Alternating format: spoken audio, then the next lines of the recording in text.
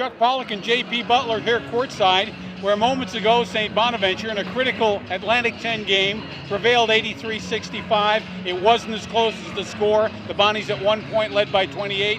JP, you made a point that this is a must-win, and Bonner really showed up. Well, you're right. This is a game they absolutely had to have if they were going to, stay in contention for a top 4 spot at the end of the year. They came into this game tied with LaSalle at number 6, a half game out of 5th, and so, really, they were either going to, put themselves right back in position at 5th or kind of fall back into the pack here.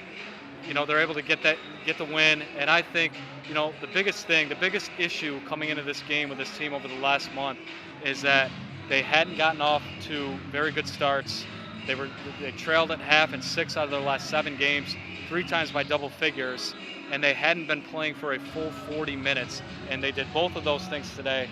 They got off to a great start. The offense just was really clicking from the very get-go, really all through the course of the game.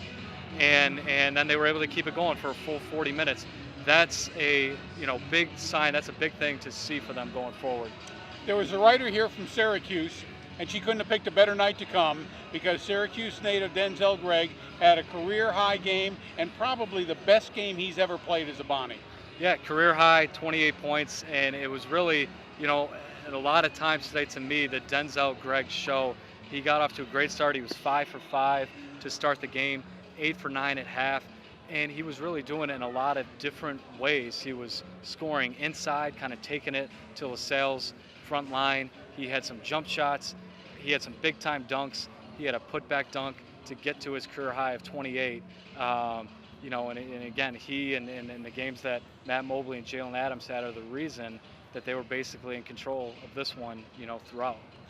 Last year we wrote a lot about the Big Three. Bonner has a new Big Three based on what happened at the game tonight. If they're going to do that, those 3 almost outscored LaSalle by themselves. That makes a huge difference. Right. I mean, we talked about it during the game.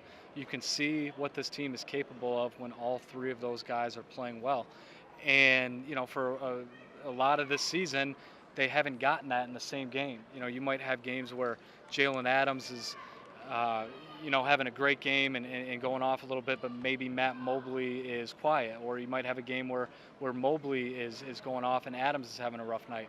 Today, we kind of got a sense of what this team, might be capable of going forward if they can get all 3 of those guys to play like that and to, really defend the way they did too, because LaSalle came into this game one of the highest scoring teams in conference play. To hold a team like that to 65 points, about 13 under their average, they can do both of those things. This is a team that could absolutely sort of, make some noise down the stretch here. We'll be back after the next Bonner home game. That will come up February 25th against Duquesne. We'll see you then.